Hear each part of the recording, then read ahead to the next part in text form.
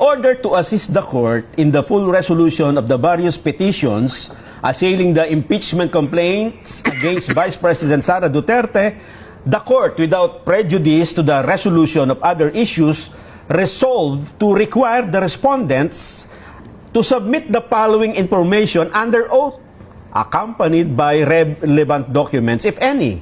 A. The status of the first three complaints filed by private citizens. B. The exact dates on which the complaints filed by the private citizens were endorsed by a member or members of Congress. C. As to the complaints filed by private citizens, whether the Secretary General possesses discretion on when to transmit to the Speaker of the House of Representatives any impeachment complaint properly endorsed by a member or members of Congress. D. As to the complaints filed by the private citizens, the basis and authority of the Secretary General to refuse the transmittal of the complaints for impeachment to the Speaker of the House of Representatives for inclusion in the order of business within 10 session days from the time it was properly endorsed by a member of the House of Representatives. E. As to the complaint filed by the private citizen, and regardless of the legal position of the respondents, the number of session days that lapse from the time the complaints were properly endorsed by a member of the House of Representatives to its transmittal to the Speaker of the House of Representatives and its inclusion in the order of business. F.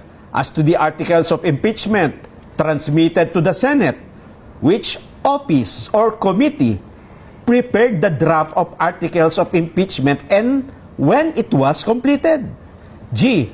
As to the articles of impeachment transmitted to the Senate, when it was circulated to the members of the House of Representatives and whether it was circulated to all the members of the House of Representatives.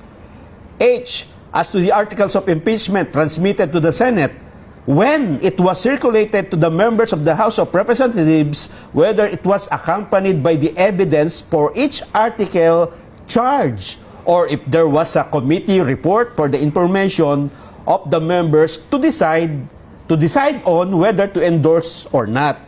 As to the evidence supporting each and every article, whether Vice President Sara Duterte was given the opportunity to be heard on the evidence shared with the members of the House of Representatives.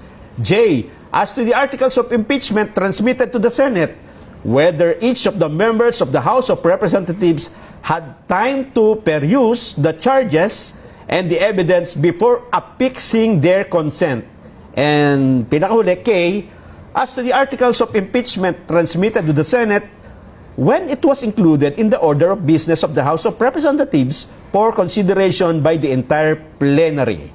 The respondents are given non-extendable period of 10 calendar days from receipt of this resolution within which to respond. Bahala na sila dyan. Kahit sino mamanalo, asawa ko din masusunod.